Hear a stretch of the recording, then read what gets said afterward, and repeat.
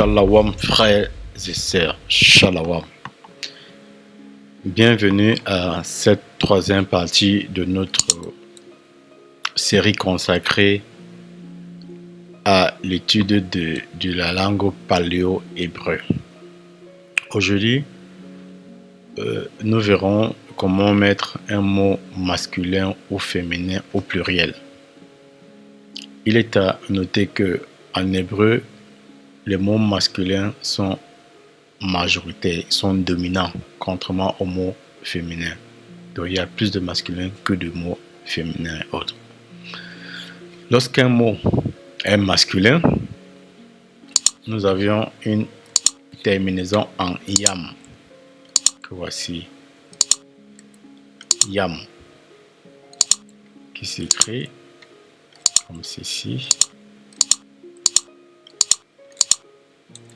yam. Et nous allons prendre pour exemple alap. Alap qui signifie bétail ou bovin. Là, il est masculin. Maintenant, pour qu'il soit pluriel, nous n'avons qu'à ajouter yam à la suite, ce qui donne alap yam. Alap yam. Alap, il est masculin et yam, il devient masculin pluriel. Nous allons l'écrire alap. Alap yam.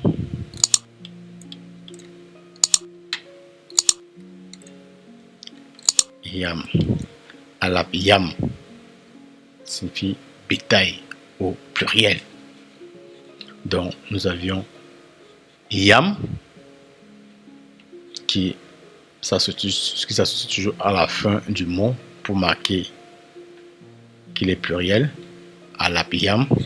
Et nous avions comme mot féminin, quand nous avons un mot féminin et que nous voulons le mettre pluriel, nous utilisons tout simplement le son waft que nous mettons à la fin du mot. Waft qui s'écrit comme ceci. Waft qui s'écrit comme ceci. Et nous allons prendre pour exemple sapar. Le mot sapar qui signifie livre. Nous avions sapar. Sapar qui signifie livre. Et là, il est féminin. Pour qu'il soit au pluriel, féminin pluriel, nous ajoutons tout simplement le son waft. Voilà. Ce qui s'y donne sapar waft. Sapar waft. Je vais l'écrire sapar.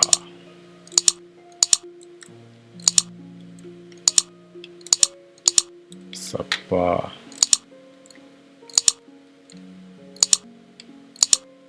Waft.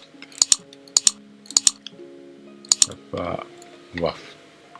Donc, pour me répéter, un mot est masculin. Pour qu'il soit au pluriel, nous ajoutons tout simplement le son yam. Que voici, yam. Et nous avons pour exemple le mot alap. Et nous y avons associé yam. Donc, alap yam. Que voici, alap yam. Et lorsqu'un mot est féminin, pour qu'il soit féminin pluriel, nous y associons le son waft. Que voici. Et nous avons pour exemple sapar waft. Sapar waft. En conclusion, un mot masculin, pour qu'il soit au pluriel, nous ajoutons yam.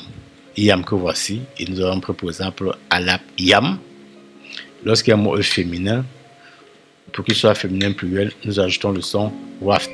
Nous avons pour exemple sapar waft. Sapar waft. Très bientôt. Shalom. À présent, nous verrons les pronoms. Nous avions je, tu, il, elle, nous, vous, masculin pluriel, vous, féminin pluriel, il, masculin et elle. Nous verrons en hébreu, en langue hébreu, comment ces pronoms se prononcent et s'écrivent. Pour le premier cas, nous verrons comment s'écrit le jeu. Le jeu en hébreu c'est Anya. Anya. Il s'écrit de la sorte. Anya. Anya c'est jeu. Le tu c'est Hata. Il s'écrit de la sorte. Ha. Ta. Ha. Ta. Le il c'est ha wa ha. Il s'écrit de la sorte ha wa ha. Ha wa ha. Elle c'est a ya a. Le nous c'est dit anak nawa. Il s'écrit de la sorte a nak anak na wa. Il y a un connecteur ici. Hanak nawa. C'est nous.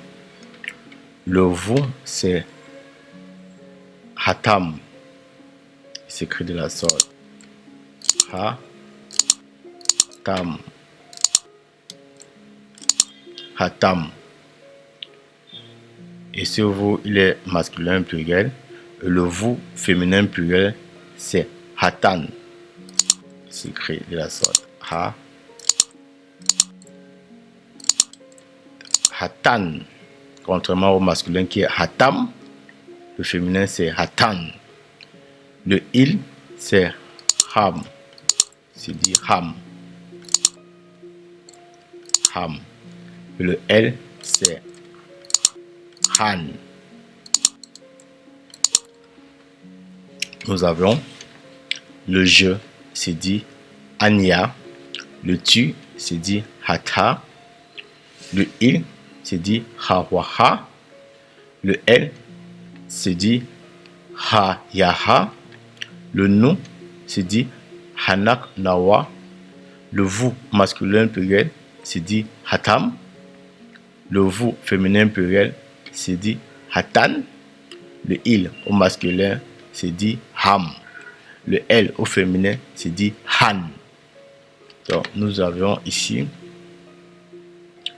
les pronoms en paléo. Les pronoms en paléo. Pour cette autre partie, nous verrons ce que c'est qu'un adjectif possessif et comment l'utiliser en hébreu. Déjà, un adjectif possessif est ce qui indique à qui appartient la personne, l'animal ou la chose. Nous avions ici notre liste d'adjectifs possessifs. Il est à noter que en hébreu, l'adjectif possessif vient après le mot et non avant. Ça vient après. Car en hébreu, nous savons que ce soit pour écrire et pour lire, tout se fait de la droite vers la gauche. Nous prendrons un exemple pour plus mieux l'expliquer. Déjà ici, nous avions les différents adjectifs possessifs. Nous avions my, your, my qui signifie mon, your qui signifie ton.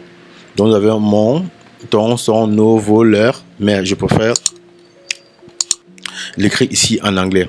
Donc nous avions my, nous avions your, nous avions his, nous avions her, nous avions our, nous avions your qui sera au masculin pluriel, your féminin pluriel, des masculin pluriel et des féminin pluriel.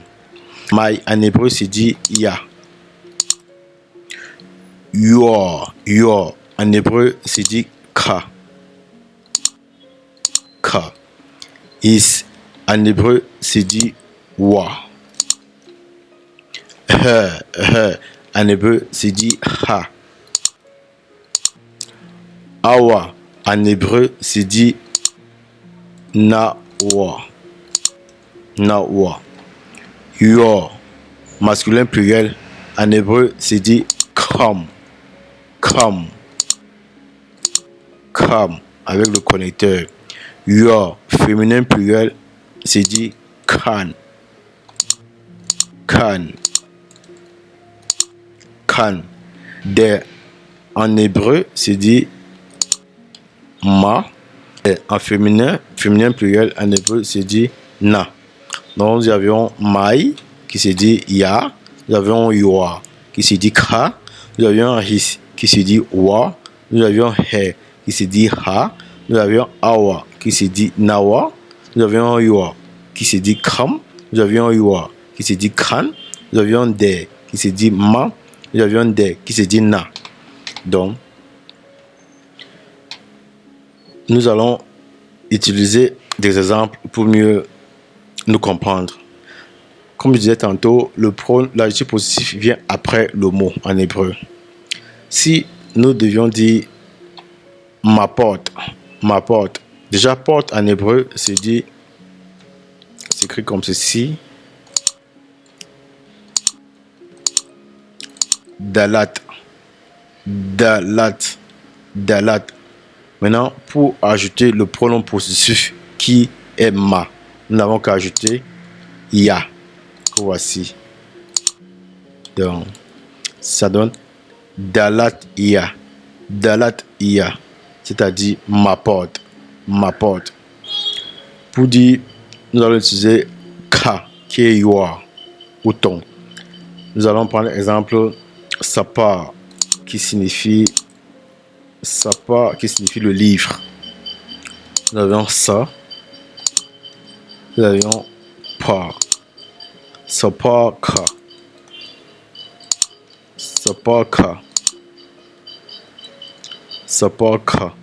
Qui signifie ton livre. Nous allons utiliser awa, qui se dit nawa, et qui renvoie à notre en français. Nous allons dire notre père. Déjà, père, c'est écrit comme ceci. Haba. Et c'est dit haba. Donc, pour père, on se dit haba nawa. C'est-à-dire notre père. Haba nawa. Donc, nawa, c'est l'adjectif possessif pour dire notre. Haba nawa. Donc, voilà un peu à quoi ça renvoie. Donc, nous avions dit que pour mai, nous avions ya. Pour yoa, nous avions ka. Pour his, nous avions wa. Pour he, nous avions ha. Pour awa, nous avions nawa. Pour yoa, masculin pluriel, nous avons kam. Pour yoa, féminin pluriel, nous avions kan. Pour des, masculin pluriel, nous avions ma. Pour des féminins pluriels, nous avions na. Donc voilà un peu à quoi on voit les pronoms possessifs. Prochainement, nous verrons un peu le pluriel de ces adjectifs possessifs. À très bientôt.